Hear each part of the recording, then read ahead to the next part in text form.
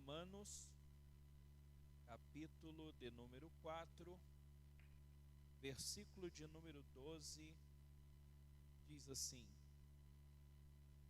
bem como fosse pai dos circuncisos, daqueles que não somente da circuncisão, mas também andam nas pisadas daquela fé que teve nosso pai Abraão, antes de ser circuncidado. Porque não foi pela lei que veio a Abraão ou a sua descendência a promessa de que haveria de ser herdeiro do mundo, mas sim mediante a justificação pela fé. Pois se os que são da lei são herdeiros, logo a fé é vã e a promessa é anulada. Porque a lei opera a ira, mas onde não há lei, também não há transgressão. Porquanto procede da fé o ser herdeiro, para que seja segundo a graça, a fim de que a promessa seja firme a toda a descendência, não somente a descendência que é da lei, mas também a descendência que participa da fé que teve Abraão, o qual é pai de todos nós. Aleluias. Podeis assentar, queridos.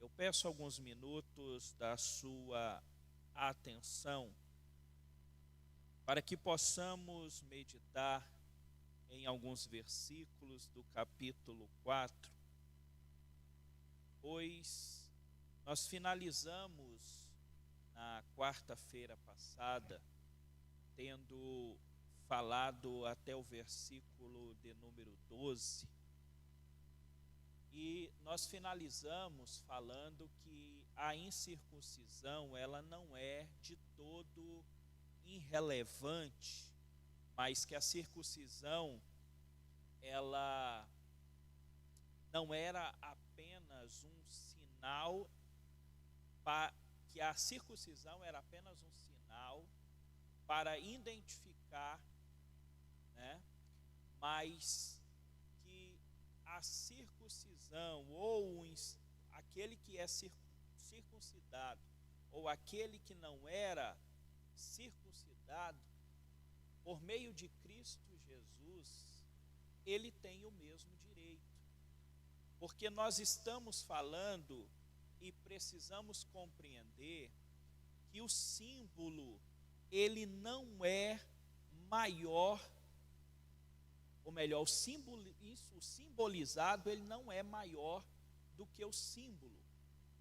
Porque se nós pararmos para pensar um pouco, se você olhar, por exemplo, quando você vê o arco-íris, o que você lembra quando você vê o arco-íris?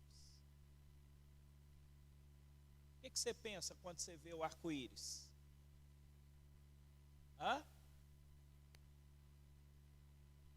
Promessa, aliança com Abraão. Quando nós olhamos para o arco-íris, né? Agora, o arco-íris, ele salva a humanidade? Sim ou não? Não. O arco-íris, ele apenas é um símbolo da promessa que Deus fez, que não destruiria mais a terra, afogando todo mundo, como foi naquele período.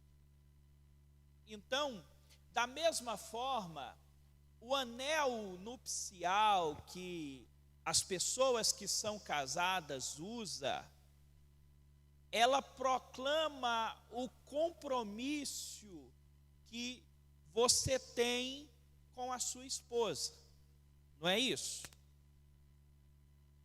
Mas ela é a bênção em si no casamento, a aliança? Não, mas ela é um símbolo, porque a aliança que você fez com a sua esposa ou com o seu esposo é uma aliança que também foi feita com Deus. Então, nós não podemos trocar o simbolizado pelo símbolo. porque senão nós vamos começar a olhar para o passado e querer ter a Arca da Aliança, colocar quepá na cabeça e voltar a ser judeu, e ser judeu, como muitas pessoas estão fazendo por aí. Mas a partir do momento que Cristo Jesus, ele morreu na cruz do Calvário, então agora a tipologia não é mais a arca, porque a arca ela representava a presença de Deus. Mas quando Cristo morreu na cruz do Calvário e foi assunto aos céus, ele enviou o Espírito Santo para poder estar comigo e estar com você todos os dias, até a consumação dos séculos. Então eu não preciso mais da simbologia da arca, porque agora eu tenho Cristo Jesus dentro de mim, dentro da minha vida, dentro do meu coração, pois nós somos templos de Deus e assim recebemos Ele em nossa vida. Aí nós olhamos aí o versículo 13 e 14, que eu queria que você olhasse comigo. Olha bem aí, por favor. Porque não foi pela lei que veio a Abraão, ou a sua descendência, a promessa de que haveria de ser herdeiro do mundo, mas sim mediante a justificação pela fé. Pois se os que são da lei são herdeiros, logo a fé é vã, e a promessa, ela é o quê? A promessa é anulada. Então nós temos aí no versículo de número 13, um argumento que Paulo está usando, que nós chamamos de um argumento histórico, porque Paulo vai dizer que Abraão ele não poderia ter sido justificado pela lei, porque essa foi dada 430 anos depois do patriarca. Se ela foi dada 430 anos depois do patriarca, logo Abraão ele não poderia de forma alguma ter sido justificado por uma lei que ele ainda não a conhecia, não havia sido entregue, não havia sido dado ao povo ainda. Então no versículo 13, Paulo ele vai mostrar isso. E aí eu gostaria que o Natanael jogasse para a gente aqui, por gentileza, Gálatas capítulo de número 3, versículo de número 17. Olha o que está escrito em Gálatas capítulo 3, versículo 17. Mas digo isso, que tendo sido a aliança anteriormente confirmada por Deus em Cristo, a lei que veio 430 anos depois, não a invalida, de forma a abolir a promessa. Então, se ela veio 430 anos depois, então aquilo que justifica Abraão é algo anterior à lei. Logo, ele não pode ter sido justificado por meio da lei. Aí nós vemos aí um outro argumento, que é o argumento da linguagem. Do versículo 13 até o versículo de número 16, ele vai estar falando sobre esse argumento da linguagem. Então, dentro deste parágrafo do capítulo 3, do versículo 13 até o versículo de número 16, Paulo vai mostrar algumas expressões como lei, ele vai usar promessa, ele vai usar fé, ele vai usar ira, ele vai usar transgressão, ele vai usar graça. E aí ele vai mostrar que a lei e a promessa, elas podem muito bem trabalhar simultaneamente. A lei não anula. Da mesma forma que A fé não anula a lei não anula a fé. E isso é importante, porque algumas pessoas querem viver a lei, outros rejeitam e querem viver apenas de um lado. Você já viu aquelas pessoas que dizem, eu só estudo o Novo Testamento. Outros, eu só estudo o Antigo Testamento. Imagina, como que eu vou entender o Novo Testamento se o Novo Testamento se cumpre a profecia do Antigo? Então eu tenho que conhecer a profecia no Antigo, para que quando eu leia no Novo Testamento o cumprimento, eu possa entender melhor e verdadeiramente glorificar a Deus, porque há muitos e muitos anos atrás foi feita a promessa e Ele foi fiel para cumprir. E deixa eu dizer uma coisa para você, o nosso Deus não mudou, Ele é o mesmo. Todas as promessas que Ele fez sobre a sua vida, escute bem, todas as promessas que Deus fez sobre a minha e sobre a sua vida, Ele vai cumprir cada uma delas. Pastor, mas parece impossível cumprir a promessa na vida de Abraão e Sara. Também parecia impossível, mas Deus cumpriu, Ele foi fiel e Ele será fiel na minha vida, Ele será fiel também na sua vida. Observe que a lei, ela exige obediência. A promessa, ela requer a fé. Olhe bem, a lei, ela requer o quê? Obediência. Agora, já a promessa, a fé, ela requer o quê? Promessa requer a fé. O que foi que Deus disse para Abraão lá em Gênesis, quando Ele vai chamar a Abraão? Será que Deus disse assim, Abraão, obedece a lei e eu te abençoarei? Foi isso que Ele disse? Foi isso? O que Ele disse foi, eu te abençoarei, creia em crer na promessa.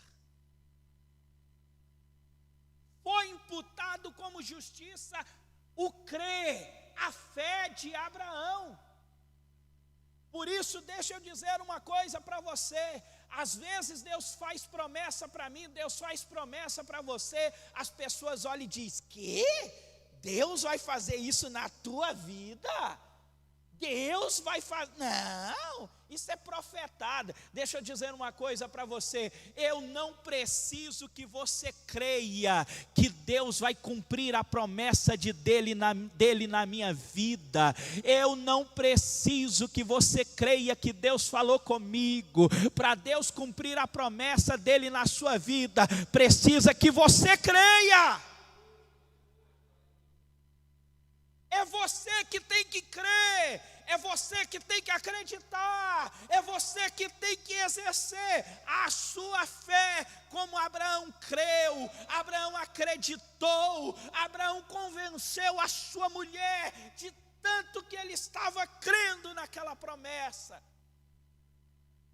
Porque imagina, irmão, de repente, presbítero Dalton, Deus chega, quando o senhor estiver orando, sozinho, aí Deus chega para o senhor e fala, levanta, vai lá no serviço, pede demissão,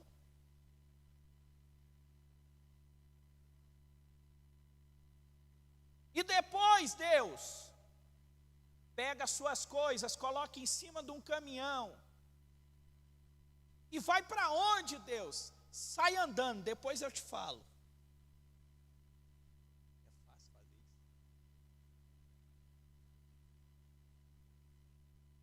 A primeira coisa que vai pensar, como é que eu vou dizer para minha esposa isso? Porque Deus falou com Abraão. Deus não falou com Sara.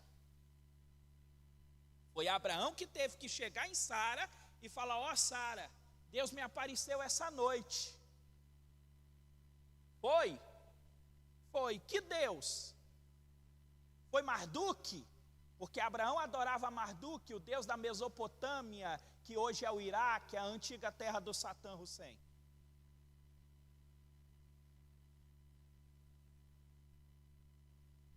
Foi Marduk? Não.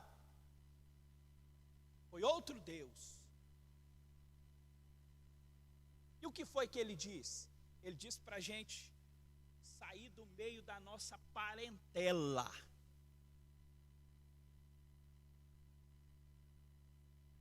Ah, é? E vai para onde? Ele te deu um mapa? Não. Te deu um GPS? Não. E o que foi que ele disse? Ele disse só para a gente ir andando. Ele disse para a gente caminhar. Foi isso que ele disse. E você vai, Abraão? Vou. Eu vou. Ei, deixa eu profetizar sobre a sua vida nessa noite. O que Deus está esperando para cumprir o que Ele te prometeu é uma posição sua, é dizer: eu quero, eu aceito, eu vou fazer, eu vou adiante, eu não estou entendendo, mas se é o Senhor que está mandando, eu vou. É isso.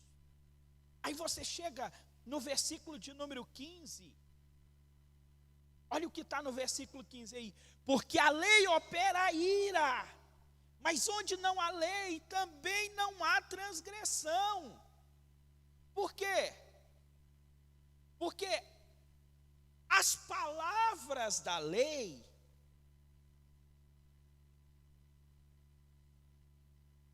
mostravam as transgressões, mostrava a ira.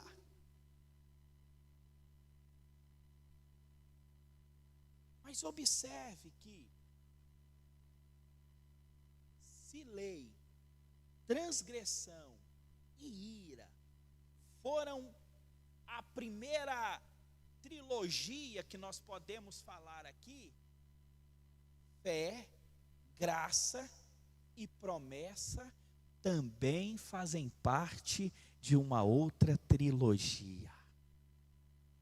Deixa eu dizer uma coisa para você. Você e eu estávamos debaixo da primeira trilogia. Nós estávamos debaixo da lei, nós estávamos debaixo da transgressão e nós merecíamos a ira. Mas quando Jesus morreu na cruz do Calvário, Ele mudou a minha trilogia, Ele mudou a sua trilogia. Agora a trilogia sua é fé, a trilogia sua é graça, a trilogia sua agora é promessa de Deus sobre a sua vida.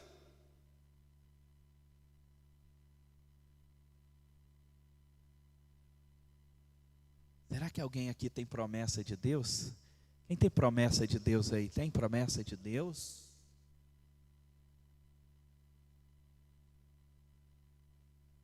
Promessa de Deus. Imagina quando nós começamos a viver pela fé, quando nós começamos a viver pela graça, confiado na promessa que Ele nos fez. A história muda. Porque agora eu não confio mais no homem. Agora eu não estou preocupado mais se o mundo vai virar do avesso. Eu estou preocupado é que Deus me prometeu e que antes dele voltar para buscar a sua igreja, Ele vai cumprir a sua promessa na minha vida. É algo maravilhoso. Só que tem gente que quer continuar vivendo na lei, quer continuar vivendo na transgressão, quer continuar vivendo, correndo o risco do dia da ira de Deus chegar sobre a sua vida. Ei, se porventura você está vivendo ainda debaixo da transgressão, se você ainda está vivendo debaixo da lei que te acusa e que diz: você está pecando, isso está errado, você não pode fazer isso, se você ainda está debaixo da lei, aguardando a ira, eu te convido nesta noite a deixar a transgressão, deixar a lei, deixar a ira e vir para a fé em Cristo Jesus, alcançar a graça oferecida por Cristo na cruz do Calvário e receber promessas de Deus sobre a sua vida. Olha o versículo 16 e 17, que nós temos outros argumentos aí. 16 e 17. Porquanto procede da fé o ser herdeiro, para que seja segundo a graça, a fim de que a promessa seja firme a todas as descendências, não somente a descendência que é da lei, mas também a descendência que participa da fé que teve Abraão, o qual é pai de todos nós. Como está escrito: por pai de muitas nações te constituí, perante aquele no qual creu, a saber, Deus, que vivifica os mortos e chama as coisas que não são como se elas já fossem. Irmãos, Paulo ele termina os argumentos provenientes da história e da linguagem. E aí Paulo agora ele vai entrar na argumentação, ele vai desenvolver um argumento que nós chamamos um argumento teológico, argumento tirado da teologia.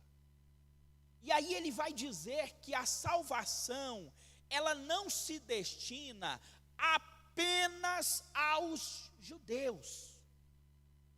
Paulo ele vai trazer para nós, dizendo que a salvação, ela é para os judeus da circuncisão e para aqueles que não são da circuncisão, ou seja, os gentios. Abraão, ele não era apenas, ou não é apenas o pai dos judeus circuncisos, mas Abraão, ele é pai também dos crentes gentios, que sou eu e que é você. Observe que somente o evangelho da graça, o evangelho da fé, ele pode unir, abrindo a porta para os gentios, igualando todo mundo aos pés da cruz de Cristo. Olha que coisa maravilhosa, aos pés da cruz de Cristo, não tem grande, não tem pequeno, não tem judeu, não tem gentil, não tem grego. Diante da cruz de Cristo, nós somos todos pecadores que carecemos da graça e da misericórdia de Deus, para sermos salvos através do sacrifício de Cristo na cruz do Calvário. Olha o que está escrito, Natanael, me ajuda por gentileza. Evangelho segundo escreveu João, capítulo de número 17, o versículo de número 20 e 21. O evangelista João, ele vai mostrar a oração de Jesus, orando pelos gentios, orando pelos judeus, orando para que todos nós fôssemos um. Versículo 20, e não rogo somente por estes, ou seja, aqueles que estavam vivendo na época, mas também por aqueles que pela tua palavra hão de crer em mim, para que todos sejam dois, Não é isso? Para que todos sejam dois, é para que todos sejam o quê? Para que todos sejam um, como tu, ó Pai, o és em mim e eu em ti, que também ele seja um em nós, para que o mundo creia que tu me enviastes. Sabe o que nós estamos vendo aqui? Nós estamos vendo que a oração de Jesus é para que todos os cristãos, seja em qual época, seja em qual momento, ele seja um. Ele seja um. Sabe por quê? Porque o tempo pode ser diferente, o século pode ser diferente, mas Jesus, ele continua sendo o mesmo. Então ele diz que devemos ser um, mas ao mesmo tempo ele está dizendo que nós, eu e você, precisamos ter comunhão, precisamos ter unidade, nós precisamos se alegrar com os que se alegram, mas nós também precisamos chorar com os que choram, nós precisamos ter paciência com os mais fracos, nós precisamos estender a mão para ajudar os necessitados, nós precisamos em Cristo sermos um. Sabe por quê? Porque assim como o Espírito Santo ele faz a unidade do Pai com o Filho, o Espírito Santo ele vai fazer a unidade de mim com Jesus, de você com Jesus. É o Espírito Santo que vai fazer a unidade. Mas para isso, para ter comunhão, nós precisamos ter comunhão horizontal e comunhão vertical. Olha bem, Paulo ele está argumentando que a fé veio antes das obras, da circuncisão e da lei. Agora ele mostra que esta fé não é mero assentimento intelectual, não é uma coisa passageira, não é uma coisa momentânea, não é uma coisa vaga, mas é uma confiança robusta em Deus, é uma confiança no Deus da ressurreição, aquele que ressuscita mortos, aquele que ressuscita sonhos, aquele que ressuscita projetos, aquele que morreu, mas ao terceiro dia ele ressurgiu, e é isso que faz a diferença entre outros deuses que tem por aí. Como eu disse no início, tudo hoje é Deus. O cara chuta a bola, faz uns gols, aí já é chamado de rei do futebol. O cara toca um pouquinho de guitarra, já é chamado rei do rock, e tantas outras coisas. Tudo é rei para lá, rei para cá. Mas deixa eu te dizer uma coisa, esses reis são os reis sem coroa. A coroa se perde, a coroa se acaba, a coroa vai embora, mas o meu Jesus, ele recebeu uma coroa de espinho na sua cabeça, e quer saber de uma coisa? Ele continua sendo rei, ele é rei dos reis, ele é senhor dos senhores, ele está sentado à destra de Deus. Porque se te contaram somente que ele morreu, mas eu vou te contar o final da história. Ele ressurgiu ao terceiro dia e está sentado à destra de Deus, e prometeu voltar para buscar a mim e a você. Então a fé de Abraão, ela estava ancorada em dois atributos divinos. Quais? O poder e a fidelidade. Ei, nunca se esqueça, o seu Deus, ele não tem poder, ele é o poder.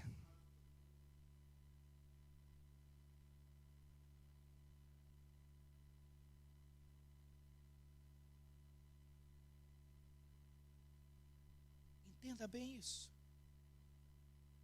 Versículo 18 e 19, olha bem aí. O qual, em esperança, creu contra a esperança, para que se tornasse pai de muitas nações, conforme o que lhe fora dito. Assim será a sua descendência. Irmãos, escute bem o que eu vou dizer para você. A fé, ela precisa estar firmada.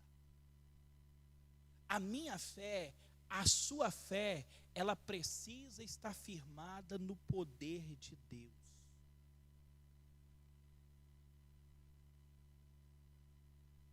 Porque você já parou para imaginar, quando Deus chega para Abraão, e fala para Abraão que iria suscitar dele, ser pai de nações, que seriam incontáveis.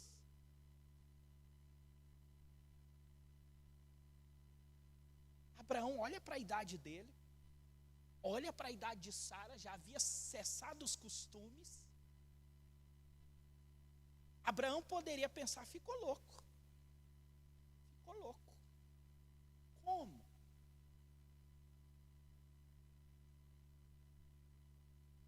Mas Abraão, ele colocou a sua fé firmada no poder de Deus.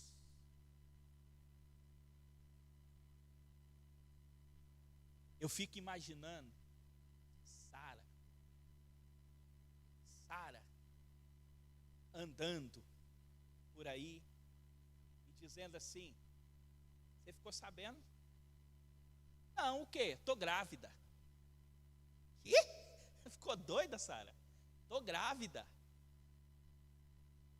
Porque quem tem fé é assim, ele não espera acontecer. Sara já começa a dizer: estou grávida, estou grávida. E o povo, ó, Sara ficou doida. Deve já estar com esclerose. Ficou doida. Olha a idade chegou. Tem tanta vontade de ter filho que agora ficou doida. Mas você acha que Sara deixava se abater por causa disso? Não, isso era combustível. Aí daqui a pouco a barriguinha dela começa a crescer. Quando a barriguinha dela começa a crescer, aí ela fala: agora sim, ei, estou grávida. Aí o povo olhava assim: é mioma. Gravidez psicológica.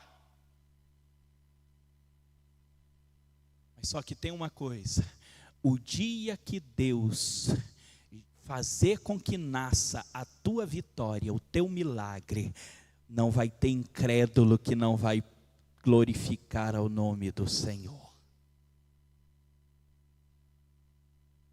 Eu tenho uma palavra de Deus para você nessa noite. Deus está dizendo para você nessa noite: a promessa que eu te fiz, pode sair dizendo que você engravidou do teu milagre, porque no tempo determinado você dará luz a este milagre, e eu te mostrarei que eu sou Deus, que eu sou fiel e que eu cumpro a minha promessa na sua vida. Imagina.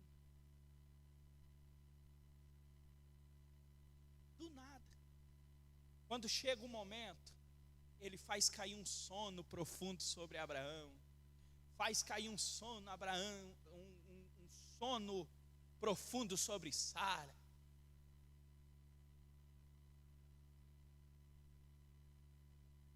E sabe o que ele faz? Ele faz aquilo que nenhum médico pode fazer. Ele faz aquilo que a medicina não pode fazer.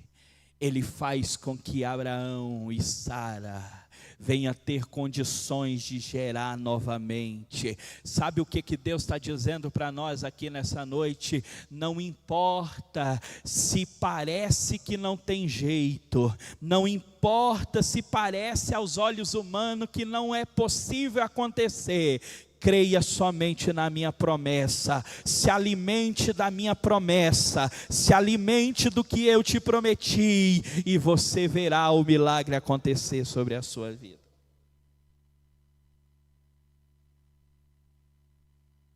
Quando eu estava fazendo esse estudo, Deus me trouxe um texto, e eu quero ler esse texto. Está lá em Isaías Salmo capítulo de número 62, versículo 11.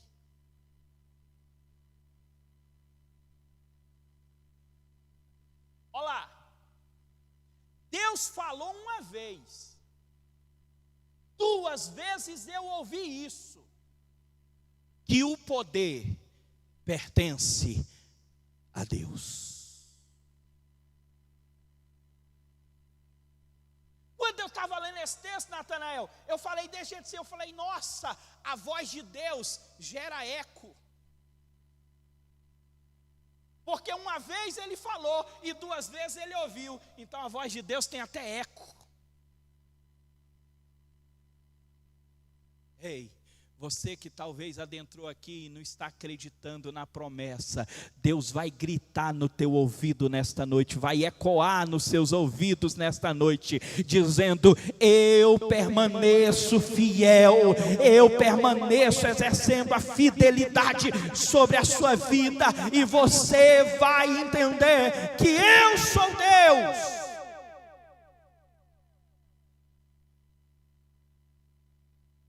Versículo 20, 21 e 22. Contudo, a vista da promessa de Deus não vacilou por incredulidade, antes foi fortalecida na fé, dando glória a Deus. E estando certíssimo de que aquilo que Deus tinha prometido também era poderoso para o fazer, pelo que também isso lhe foi imputado como justificação. Irmãos, a fé, ela precisa estar firmada na fidelidade de Deus sobre a minha vida e a sua vida. Abraão, ele cria que Deus ressuscitava morto.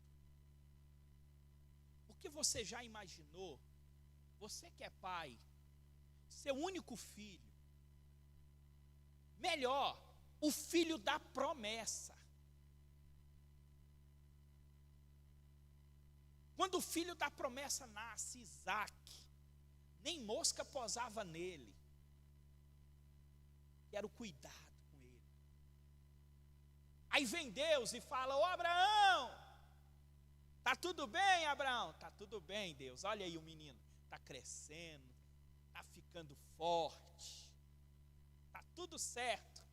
Aí Deus fala: Abraão, eu queria te pedir um negócio. Pode pedir o que o senhor quiser. O senhor pediu, é na hora. Missão dada, missão cumprida. Ele fala: então tá bom, Abraão, eu queria que você me desse o teu filho, Isaque. Se ele tivesse pedido Ismael, era fácil, era na hora.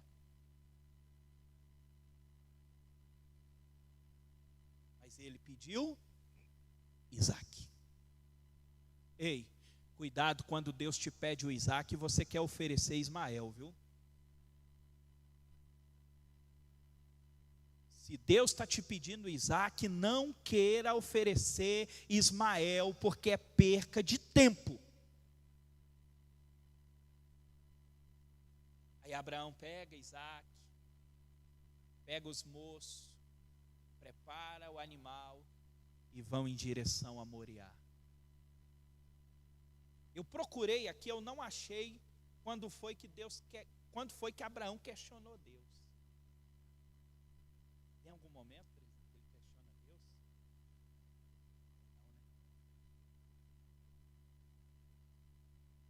Não, né? Irmãos, olha o que esse homem está ensinando para mim e para você. Como é que é? É para sacrificar? Tá bom. Lá no coração dele ele fala: mas a promessa vem dele. Mas aí a fé gritava e dizia: mas não foi ele que deu, não é ele que está pedindo, então ele deve ter um plano. Ei, deixa eu profetizar mais uma vez sobre a sua vida. Escute bem o que eu vou dizer para você.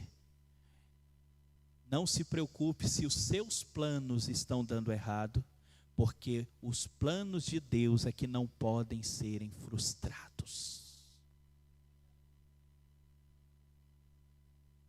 Os planos de Deus é que a Bíblia diz que não pode ser frustrados. O meu, eles vão ser frustrados. Os seus vão ser frustrados quando eles estão em desacordo com os planos de Deus.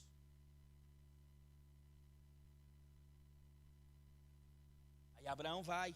Quando Abraão vai chegando em Moriá, Abraão olha para os moços e fala: ei, vocês ficam aqui.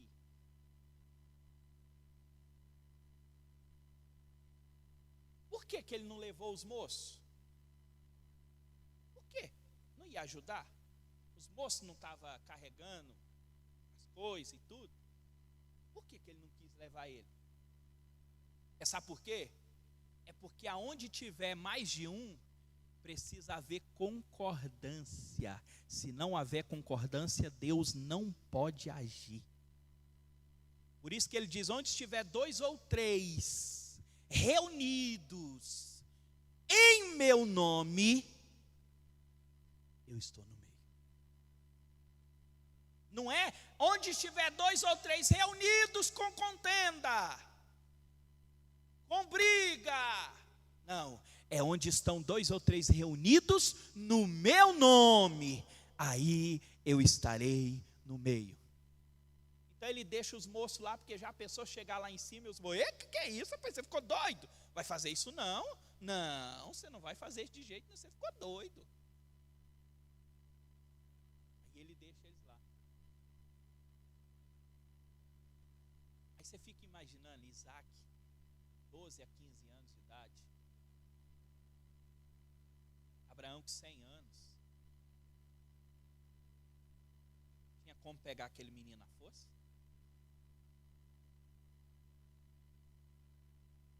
Aí você imagina o seguinte: quando ele pega a lenha, coloca sobre os ombros de Isaac, que representa a cruz colocada sobre os ombros de Cristo. Quando ele põe a lenha sobre os ombros de Isaac, Isaac começa a subir com ele, mas de repente Isaac dá uma olhada para um lado, dá uma olhada para o outro, aí fala: meu pai! Aí Abraão já sabia onde é que ele ia chegar. O coração de Abraão já quase sai pela boca. Aí ele diz: diga, meu filho. Ele diz: pai, eu estou vendo aqui, tem um problema. O que é? Tem o fogo, tem a lenha, tem o cutelo, mas onde está o cordeiro?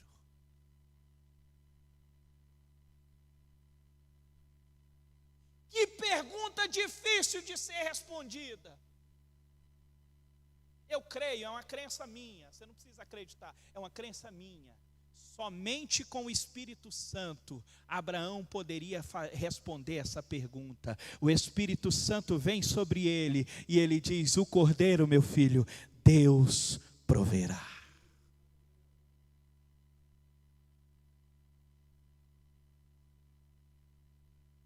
Ei, Deus te trouxe aqui nessa noite para dizer: é Ele quem vai prover, é Ele que provê, é Ele que provê, é Ele que abre porta onde não tem porta, é Ele que abre janela, é Ele que abre telhado, é Ele que faz aquilo que ninguém pode fazer, Ele é quem provê.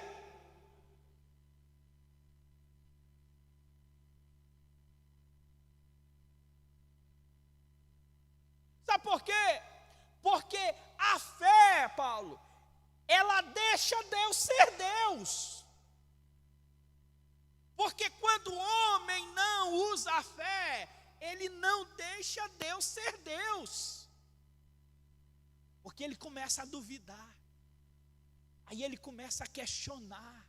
Ele começa a murmurar, ele começa a reclamar, mas quando você é filho de Abraão, então você tem a mesma fé de Abraão, então você deixa Deus ser Deus. Quando as coisas estão dando tudo errado, você diz, mas Deus está no controle. Quando as coisas estão tudo parecendo que é o fim, aí você diz, mas Deus há de se levantar e há de ter misericórdia de mim. Sabe o que é isso? É você deixando Deus ser Deus.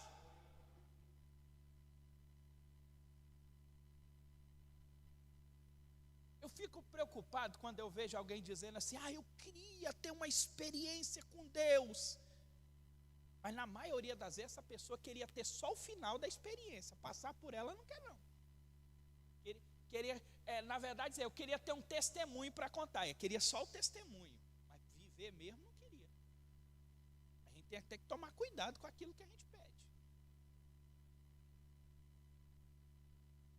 Escute bem, Paulo ele vai concluir este capítulo aplicando aqui aos seus leitores, porque isso é uma carta, e aplicando sobre a minha vida, lições concernente à fé que Abraão tinha. O verdadeiro grupo alvo que Paulo tinha aqui, é exatamente a mim e a você. Eu quero que você entre dentro desse texto e entenda de uma vez por todas que outrora nós éramos pecadores, mas recebemos a graça de Cristo na cruz do Calvário e cremos em Cristo e por isso fomos justificados por Deus.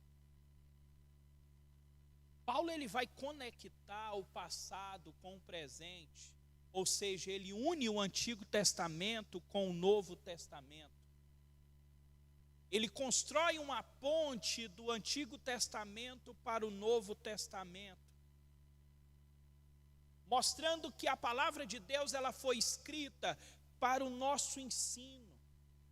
Então, o passado, ele lança luz no presente, porque o passado, nós podemos dizer que o passado, ele é pedagógico, o passado, ele ensina como viver o presente.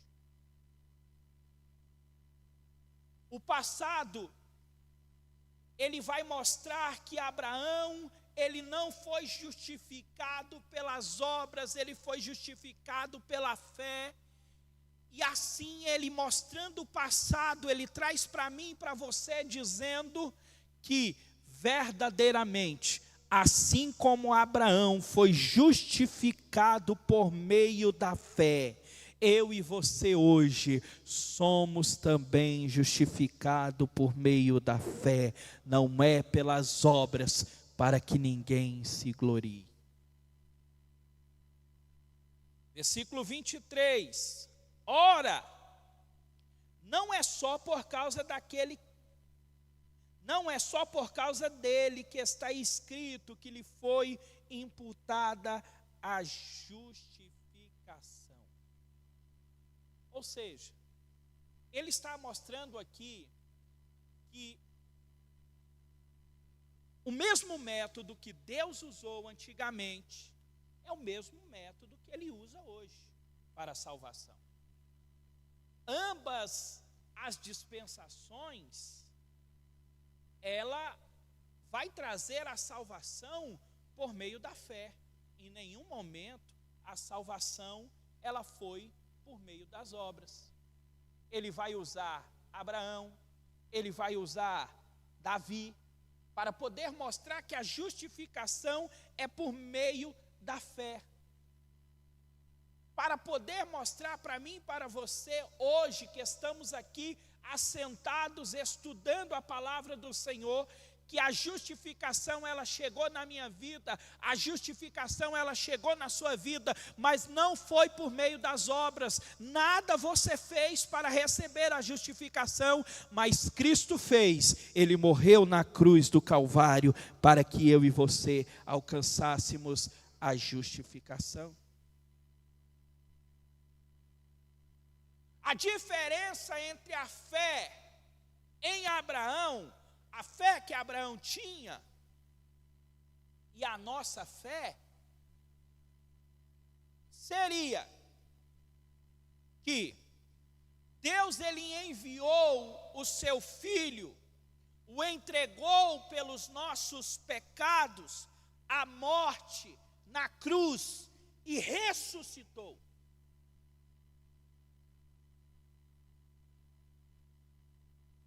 Observe que a fé de Abraão, ela descansa em uma profecia, em uma promessa de Deus, que levantaria o seu filho, mediante o levantamento do seu filho, através de Abraão.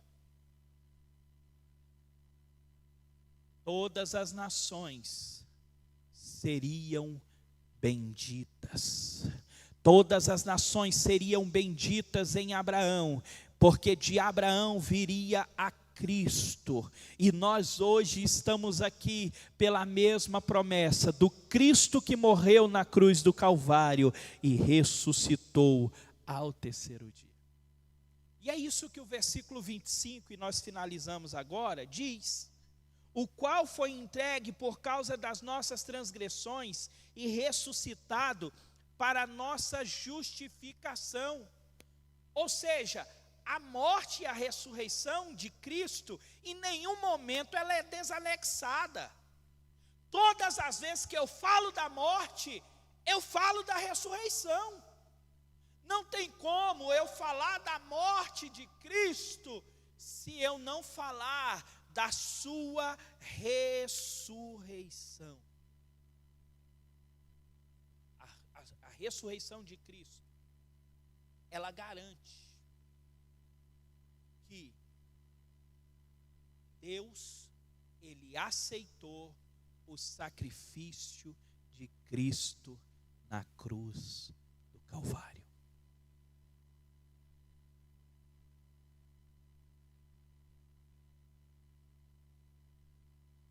A maior característica de que Deus aceitou o sacrifício de Cristo na cruz do Calvário em meu lugar, em seu lugar, é Ele ter ressuscitado ao terceiro dia. Por isso que aí fora, eles tentam todos os dias dizer que Cristo não ressuscitou, que Cristo não morreu, que Cristo apenas adormeceu, que o corpo dele foi roubado.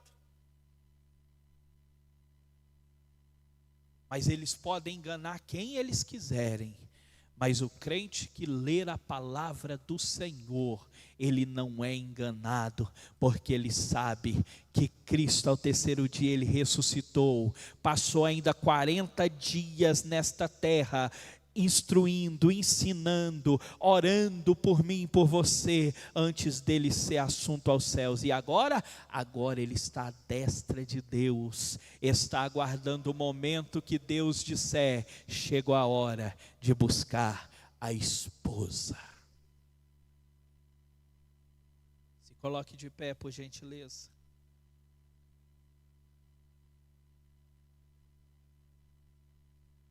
Nós finalizamos agora o capítulo de número 4.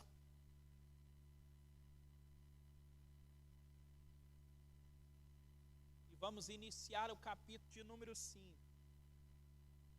E Paulo já começa o capítulo de número 5 num ditado popular, entrando de sola. Porque ele já começa dizendo: justificado, pois, pela fé. Aí ele vai dizer as características. Temos paz com Deus, por nosso Senhor Jesus Cristo. Você foi justificado por Deus Então a característica principal, precisa ter paz. Que Deus abençoe vocês. Quarta-feira que vem